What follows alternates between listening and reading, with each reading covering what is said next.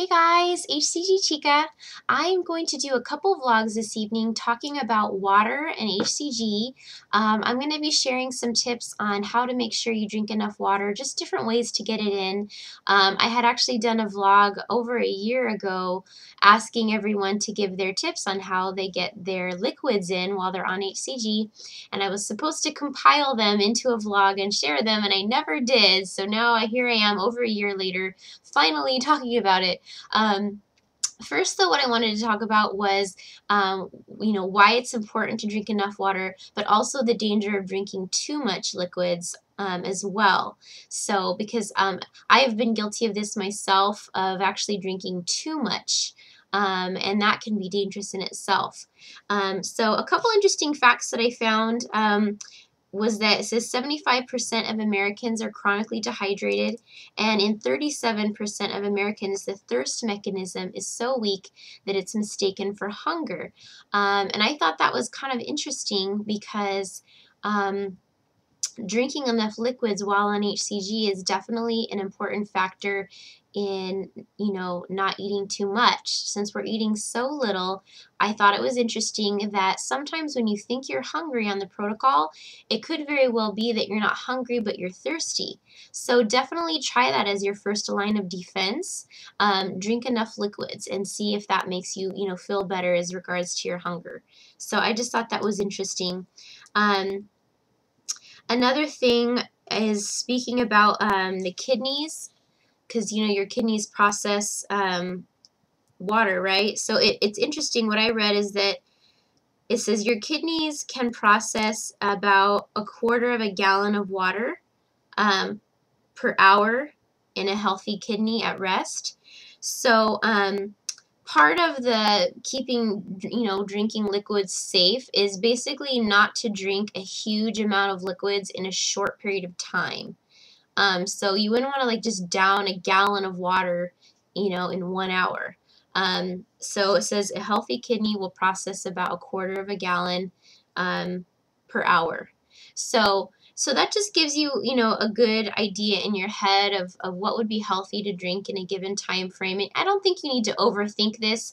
I think in general nobody really drinks a gallon of water in an hour, but I do bring it up because off HCG, I don't think this is really a problem, but on HCG, I do think it could be.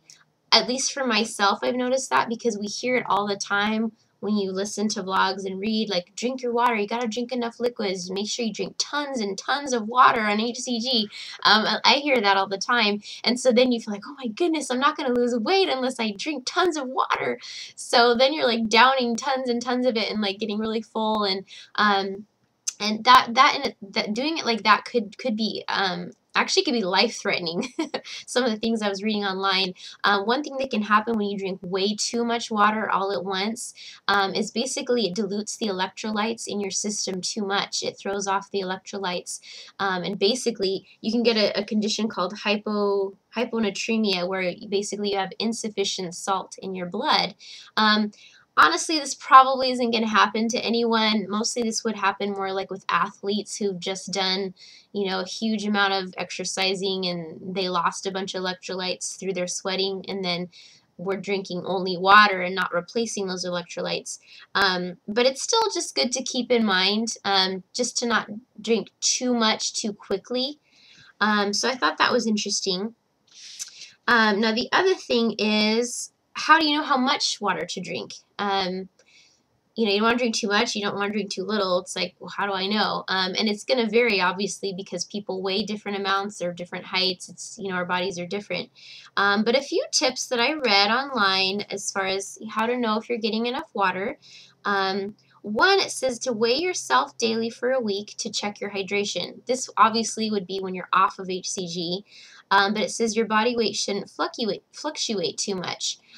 So if you're not drinking enough water and your body's dehydrated, it's actually going to hold on to water. It's like, I don't know if you've ever had like pizza one night, like a pizza and a beer, and the next morning you feel like all swollen and your rings won't come off, and that's because your body is actually retaining water because you're dehydrated, so it's holding on to water, and so you're going to have a gain on the scale, maybe 1, 2, or 3 pounds, and all that is water. you know, because of all that sodium that you had. So I thought that was an interesting tip. The other thing it says is notice how much you pee and its color in the morning. It should be a copious amount and pale or clear. So again, if you're waking up in the morning and you don't have much pee, or it's a very dark, you know, dark yellow, you're probably dehydrated. Another thing it says is to aim to wake feeling hydrated. If you're thirsty when you get out of bed in the morning, you may not be consuming enough fluids. So if you wake up thirsty, I even know a friend who wakes up in the middle of the night every night and has to get a glass of water. So see, that would be a good indicator that that person is dehydrated and they're not drinking enough throughout the day. So those were a few things that I thought would relate as far as HCG goes. And then it mentions drink one thing a day that's not water, just talking about keeping your electrolyte balance. It mentions even having some hot tea with a pinch of salt and lemon can help rebalance your electrolytes. And that's something that you could do on HCG. We can have a little bit of lemon and salt on HCG. So, you know, that's kind of a nice idea. So anyway, that's interesting.